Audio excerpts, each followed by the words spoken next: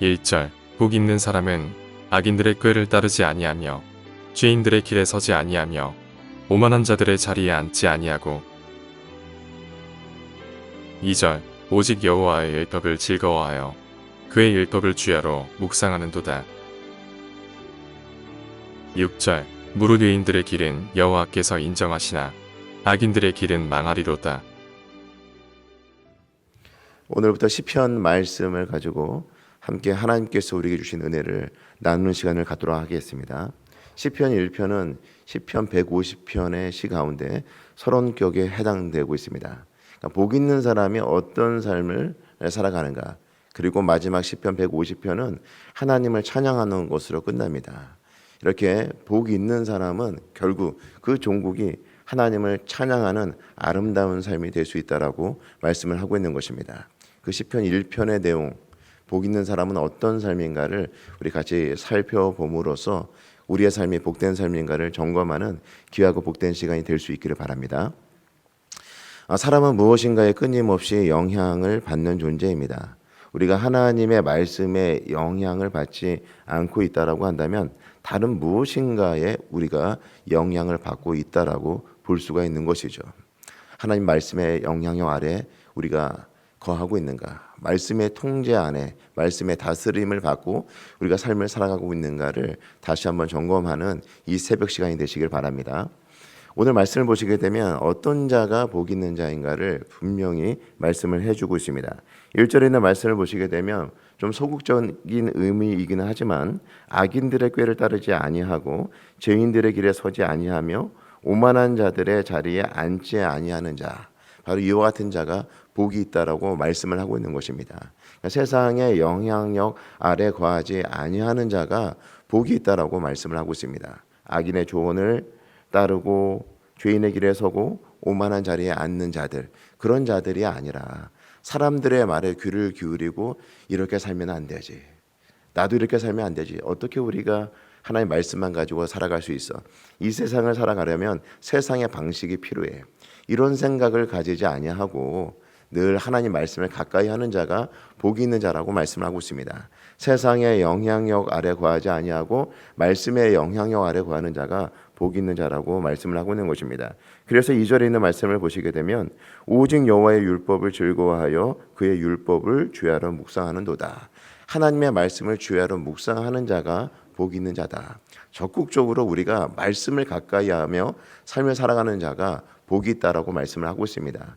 그냥 우리가 수동적으로 그냥 세상 사람들의 조언을 듣지 말아야지, 이런 태도가 아니라 보다 적극적으로 말씀을 가까이 하는 자가 복이 있다라고 말씀을 하고 있는 것이죠. 오직 다른 어떤 방법도 없는 것입니다. 하나님의 말씀을 즐거워하여 그 말씀을 주야로 아침 저녁 가릴 것 없이 항상 그 말씀을 읊조리고 묵상하고 그 말씀을 반추해내는 그런 작업들을 우리 삶 속에서 지속적으로 하는 것, 그것이 말씀의 통제를 받는 것이고 말씀의 다스림을 받는 것인데, 이와 같은 삶을 살아갈 때 바로 성도의 삶이 복되다라고 우리에게 말씀해 주고 있는 것입니다. 이런 이른 새벽부터 주님 전에 나와서 세상의 잡음들이 우리 속으로 들어오기 전에 세상의 그 소리들이, 별로 좋지 않은 소리, 들을 가치 없는 그런 소리들이 우리의 마음속으로, 우리의 생각 속으로 자리 잡기 전에 이 하나님의 말씀을 듣기 위하여 이 새벽 시간 나온 우리 성도 여러분들의 삶이 복되다라고 하는 사실을 믿는 귀한 시간이 될 수 있기를 바랍니다. 이렇게 하나님의 말씀을 가까이 하는 자가 복이 있다라고 우리에게 분명히 말씀해 주고 있는 것입니다. 그런 하나님의 말씀을 가까이 하는 자는 그 결과가 어떠한지 3절에 있는 말씀을 보시겠습니다. 그는 시냇가에 심은 나무가 철을 따라 열매를 맺으며 그 잎사귀가 마르지 아니한 같으니 그가 하는 모든 일이 다 형통하리로다. 이렇게 말씀을 가까이 하게 될 때 우리의 삶에 열매들이 맺혀지게 되는 것이죠. 시냇가에 심은 나무가 그런 계절의 변화에 상관없이 때론 가물어도, 때론 그 모진 그런 풍파가 몰아닥친다 하더라도 열매 맺는 그 일들을 지속적으로 할 수 있는 것처럼 말씀을 가까이 하는 성도는 이 땅에 살아가면서 힘들고 어려운 일들이 생긴다 하더라도 열매를 맺는 삶이 될 수 있다라고 말씀을 하고 있는 것입니다. 여기서 맺는 그 열매는 하나님의 성품의 열매이겠죠. 하나님의 말씀을 가까이 하면서 그 말씀을 주야로 묵상하는 삶을 살게 되면 자연스럽게 하나님의 성품의 열매들이 삶 가운데 맺혀지게 되는 것입니다. 마치 이 하나님의 성품의 열매들이 사랑과 희락과 화평과 오래 참음과 자비와 양성과 온유와 충성과 같은 절제와 같은 그런 열매들이겠죠. 이 성령의 열매와 같은 이 하나님의 성품의 열매들이 우리 삶 가운데 맺혀지게 되는 것을 말씀하고 있는 것이죠. 늘 하나님의 말씀을 가까이 함으로 하나님의 성품의 열매들이 여러분 삶 가운데 많이 맺혀지기를 주의 이름으로 축복합니다. 이 열매들이 우리 삶 가운데 맺혀지게 되면 내 주변에 있는 사람들이 먼저 알아볼 것입니다. 우리 삶 가운데 맺혀진 그 열매를 보고 내 주변에 있는 사람들이 하나님께 영광을 돌릴 수 있게 되는 것이죠. 이와 같이 말씀을 가까이 하면서 하나님의 성품의 열매들이 삶 가운데서 주렁주렁 맺혀지게 된다면 그것이야말로 복 있는 인생이다라고 우리에게 말씀을 해주고 있는 것입니다. 그렇다면 악인들은 어떻습니까? 여기서 규정하고 있는 이 악인들은 누구입니까? 하나님을 왕으로 모시지 아니하고 하나님의 통치와 하나님의 다스림으로부터 벗어나려고 하는 그런 세력들을 말하고 있는 것입니다. 4절 5절에 있는 말씀을 제가 읽어드리겠습니다. 악인들은 그렇지 아니하며 오직 바람에 나는 겨와 같도다. 그러므로 악인들은 심판을 견디지 못하며 죄인들이 의인들의 모임에 들지 못하리로다. 악인들은 바람에 나는 겨와 같다는 것입니다. 그러니까 하나님을 벗어나서 하나님의 통제를 벗어나서 자신이 모든 것을 결정하는 자신의 욕심대로 삶을 살아가는 자들은 이 땅에서 믿는 자들이 볼 때도 형통한 삶을 살아가는 것처럼 보이지만 그 악인들의 종국, 악인들의 마지막은 하나님의 심판을 견딜지 못한다. 그리고 의인들의 모임에 들지 못한다라고 분명히 말씀해 주고 있는 것입니다. 우리가 믿음으로써 이 땅의 삶을 살아가고 하나님의 생명의 말씀을 붙잡고 살아갈 때 힘든 일이 있고 어려운 일들이 생길 수 있습니다. 그리고 주변에 믿지 않는 자들의 그 형통함을 바라보면서 잘 이해가 가지 않을 때도 있을 것입니다. 그러나 오늘 말씀을 통해서 우리에게 분명히 말씀해 주고 있는 것은 악인들의 종국이 어떠한지를 분명히 우리에게 선명하게 깨닫게 하신다는 것이죠. 성도 여러분, 악인들의 그 형통을 바라보면서 부러워하지 마시기 바랍니다. 늘 하나님의 말씀을 가까이 하는 것이 복이라는 사실을 기억하시고 늘 말씀의 통제 아래, 말씀의 다스림 아래 거하시는 저와 성도 여러분들이 되시기 바랍니다. 우리 6절 말씀을 우리 같이 한 목소리 한번 읽어볼까요? 무릇 의인들의 길은 여호와께서 인정하시나 악인들의 길은 망하리로다. 의인들의 길은 하나님께서 인정하신다는 것이에요. 우리가 잘 이해가 되지 않는 부분들이 성도들이 이 땅에서 살아가면서 고난이 있고 어려움이 있다라고 하는 것입니다. 그것을 피해갈 수 없다라고 하는 것이고 또 어떤 성도들은 정말 하나님의 말씀을 붙잡고 삶을 살아가는데 힘들고 다른 사람들보다 더 어려운 그런 공경을 당하는 것들을 보게 되는 거죠. 우리가 어제까지 살펴보았던 것과 같이 욥기서의 내용을 보게 되면 그 욥이 당하는 고난과 같이 물론 욥처럼 그렇게 극심한 고난을 당하지 않는다 하더라도 성도의 그 고난에 대해서 우리가 쉽게 이해하지 못할 때가 있는 것이죠. 물론 시간이 지나면 하나님께서 나에게 이것을 주시기 위해서 그 고난도 허용하셨구나, 허락하셨구나 라는 사실을 알게 될 것입니다. 또 이 땅에서 우리가 알지 못한다 하더라도 우리가 주님 전에 주님 품에 안기게 될 때 그때 하나님께서 허락하신 그 고난의 이유를 우리가 다 알게 되겠죠. 그러나 성도들이 이 땅에 살아가면서는 이 고난이 잘 해석이 되지 않을 때가 많이 있습니다. 그래서 마음에 낙심이 될 때도 있고요, 염려가 될 때도 있습니다. 그러나 우리에게 소망이 있는 것은 오늘 6절에 있는 말씀이죠. 무릇 의인들의 길은 여호와께서 인정하시나. 하나님께서 궁극적으로 이렇게 생명의 말씀을 붙잡고 하나님을 의지하고 삶을 살아간 그 성도를 기억하시고 하나님께서 그 삶을 인정해 주신다라고 하는 것이죠. 성도 여러분, 이 땅에서 우리가 어렵고 힘든 삶들이 계속해서 이어진다 하더라도 낙심하지 마시고요. 우리 하나님께서 우리를 반드시 인정해 주셔서 그 마지막 그 종국은 복된 삶이 된다는 사실을 기억하시고 힘들고 어렵다 하더라도 이 생명의 말씀을 견고히 붙잡고 믿음으로 삶을 살아가시는 저와 성도 여러분들 모두가 되시기를 주의 이름으로 축복합니다. 기도하시겠습니다.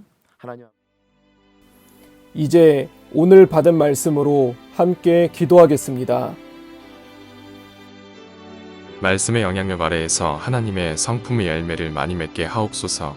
하나님께서 인정하시는 복된 삶을 소망하며 생명의 말씀을 붙잡고 살게 하옵소서. 함께 기도하겠습니다.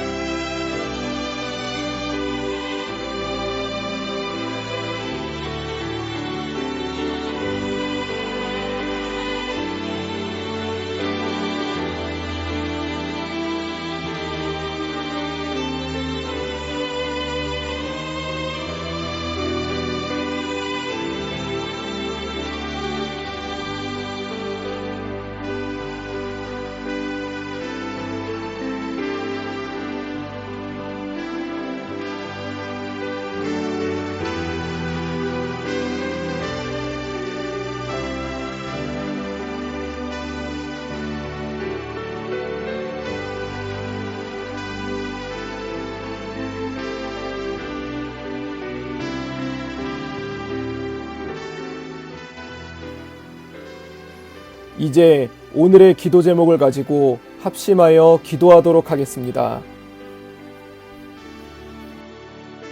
첫 번째 기도 제목입니다. 오늘은 가정의 달 마지막 날입니다. 우리 교회 모든 성도님들의 가정 안에 하나님의 평강이 가득하길 소망합니다. 주님, 우리 교회의 모든 가정이 주의 이름을 찬양하고 예배할 수 있게 하시고 충만한 은혜를 내려주시옵소서. 함께 기도하겠습니다.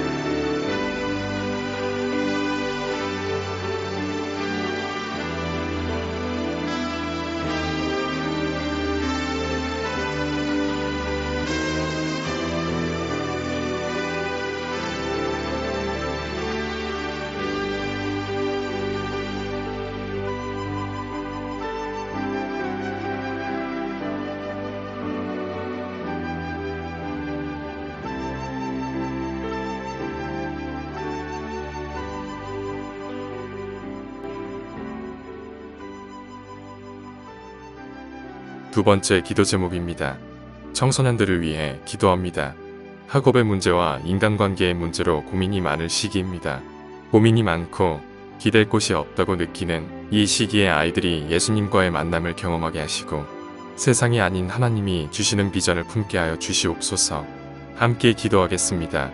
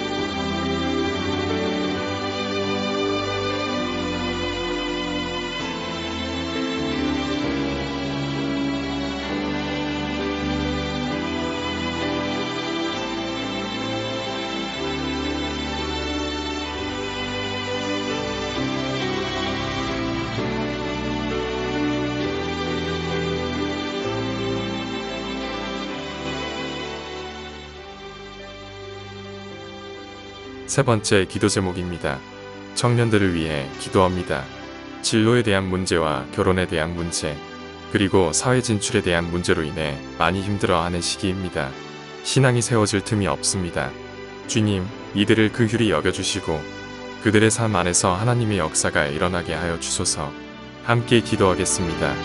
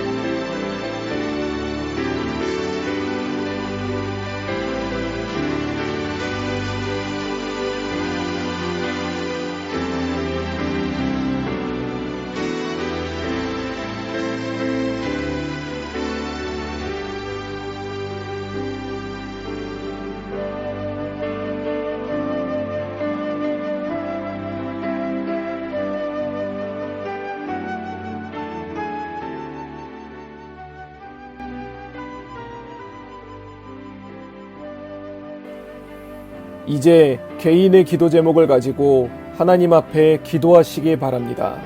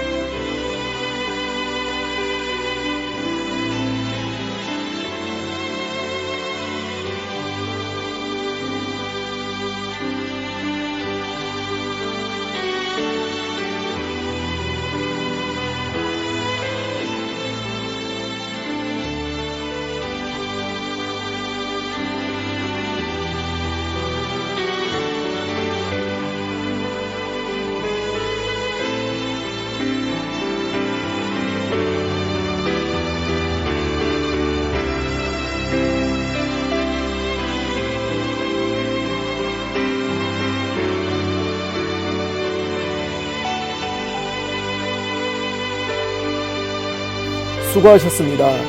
오늘도 하나님의 인도하심 가운데 승리의 하루를 보내시는 우리 재건부평교회 모든 성도님들이 되시기를 주님의 이름으로 축복합니다.